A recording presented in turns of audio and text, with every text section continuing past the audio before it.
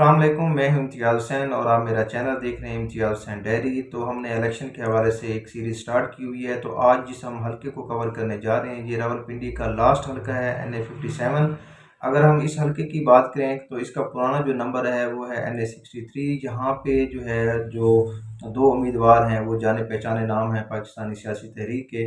अगर हम तारीख़ की बात करें पाकिस्तानी सियासी तहरीक की, तो वो हैं चौधरी निसार अली ख़ान और जो हैं वो ग़ुलाम सरवर। तो हमने जो पिछला हल्का था उसके अंदर भी डिस्कस किया था, जो चक्री वाला हल्का था, वहाँ पे भी जो ये दोनों उम्मीदवार थे और रिवायती हरीफ हैं, यहाँ से इस हल्के के अंदर भी जो है वो मुसलसल एक दूसरे के साथ ये इलेक्शन लड़ते आ रहे हैं। अगर हम चक्री वाले हल्के की बात करें तो वहाँ पे जैसे मैंने आपको बताया था, चौधरी निसार अली खान जो हैं वो उस हल्के के अंदर मजबूत उम्मीदवार हैं, इस टाइम जीत की पोजीशन के अंदर मौजूद हैं।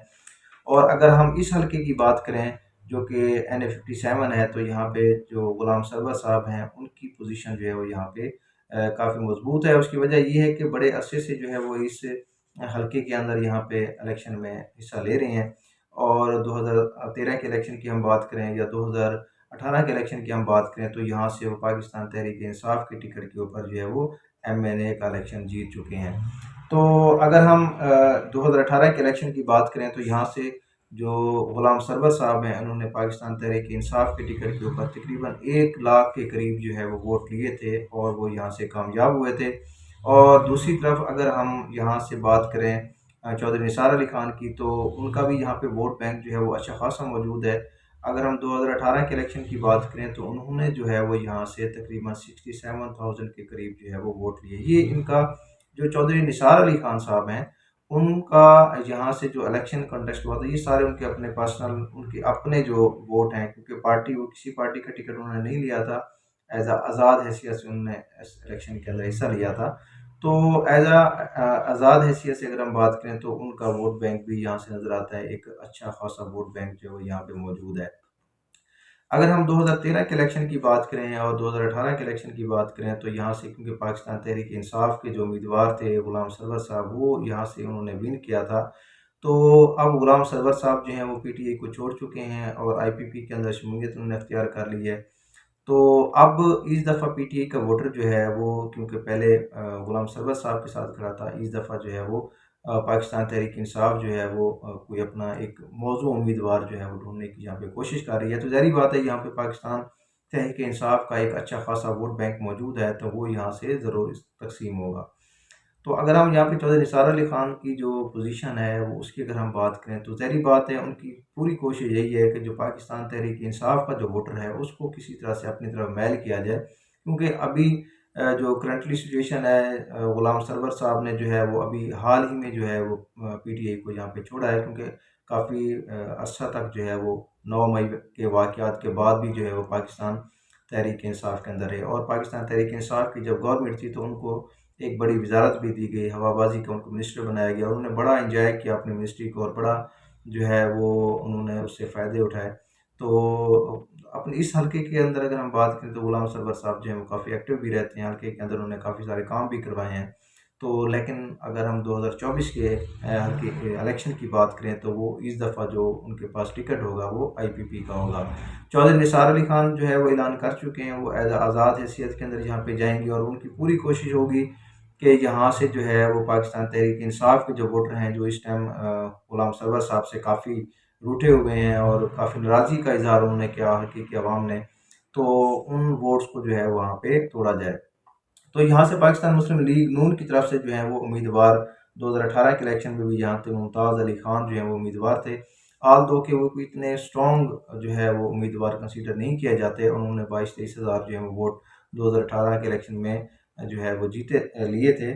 लेकिन इस दफ़ा जो है वो, क्योंकि पाकिस्तान मुस्लिम लीग नून और PP ने जो आखिरी कुछ मंथ के अंदर जो है यहाँ पे हुकूमत बनाई थी, तो उन्होंने जो है वो अपने जमात के बिहाफ के ऊपर यहाँ पे अच्छे खासे काम करवाए हैं। तो पाकिस्तान मुस्लिम लीग नून के जो उम्मीदवार हैं यहाँ पे, वो भी इस दफ़ा जो है वो अच्छा खासा वोट लेते हुए नज़र आ रहे हैं। तो लास्ट जो इलेक्शन था 2018 का, उसके अंदर इन्होंने जो है वो 22-23 हज़ार वोट लिए थे। इस दफ़ा उम्मीद है कि वो जो है वो 40-50 हज़ार के करीब जो है वो वोट यहाँ से लेंगे। लेकिन यहाँ पे अगर हम मुकाबले की बात करें तो ये तीनों उम्मीदवार जो हैं वो यहाँ पे अपनी अपनी जमात के प्लेटफॉर्म के ऊपर मौजूद हैं मुमताज़ अली ख़ान को यहाँ पे आज ये है कि वो अपनी ही पार्टी के अंदर मौजूद हैं, पाकिस्तान मुस्लिम लीग नून के अंदर मौजूद हैं। और निसार अली ख़ान साहब जो हैं उन्होंने पहले भी जो है वो पीटीआई जो है वो आज़ाद हैसियत से इलेक्शन लड़ा था, अब भी जो है वो आज़ाद हैसियत से ही मौजूद हैं। गुलाम सरवर साहब जो हैं वो यहाँ पे पहले 2 इलेक्शन जो हैं वो पीटीआई के प्लेटफॉर्म के ऊपर लड़ चुके हैं और दोनों ही इलेक्शन के अंदर वो जीत चुके हैं। अब जो है वो आईपीपी के जो है वो प्लेटफॉर्म से लड़ेंगे। अगर यहाँ पे चौथा उम्मीदवार जो है अगर पाकिस्तान तहरीक इंसाफ यहाँ से अपना कोई उम्मीदवार लेके आती है तो फिर मुकाबला जो है वो फिर बड़ा ज़बरदस्त देखने को मिलेगा, क्योंकि जो पाकिस्तान तहरीक इंसाफ का जो वोट बैंक है वो इस हल्के के अंदर ज़ाहिर बात है अच्छा खासा वोट बैंक यहाँ पे मौजूद है। उसकी वजह यह है कि दोनों इलेक्शंस के अंदर 2013 और 2018 के अंदर जो है पाकिस्तान तहरीक इंसाफ जो है यहाँ से विन कर चुकी है। वोटर जो है वो काफ़ी मायल है पीटीआई की तरफ। तो अगर पीटीआई का यहाँ पे उम्मीदवार आ जाता है तो फिर एक अच्छा मुकाबला जो है वो यहाँ पे देखने को मिलेगा। लेकिन अगर ओवरऑल पॉलिटिकल सिनेरियो की हम बात करें और ओवरऑल एनालिसिस की बात करें इस हल्के के अंदर, तो इस हल्के के अंदर जो है वो गुलाम सरवर खान की पोजीशन अभी करंटली जो है वो हमें स्ट्रॉन्ग नज़र आती है। वो एज अ मजबूत उम्मीदवार के तौर पे यहाँ पे जो है वो मौजूद है। क्योंकि अगर हम चक्री वाले हल्के की बात करें तो जो कि कंबाइन हल्का है जहाँ से बड़े अरसे से जो है चौधरी निसार और गुलाम सरवर खान साहब जो हैं वो इलेक्शन लड़ते आ रहे हैं, तो उस हल्के के अंदर जो है वो चौधरी निसार अली खान की जो है वहाँ पे पोजीशन बेहतर नज़र आ रही है, वो जीत की पोजीशन के अंदर मौजूद हैं। और अगर हम इस हल्के की बात करें NA-57 की, तो यहाँ से जो उम्मीदवार हैं वो गुलाम सरवर खान साहब जो हैं वो अच्छी खासी जो है वो बेहतर पोजीशन के अंदर मौजूद हैं एज़ कम्पेयर टू जो अदर हमारे पास यहाँ पे मैंने जो कैंडिडेट्स को डिस्कस किया उनकी उसके मुताबिक अगर हम देखें तो वो बेहतर जो है वो उम्मीदवार यहाँ पे मौजूद हैं।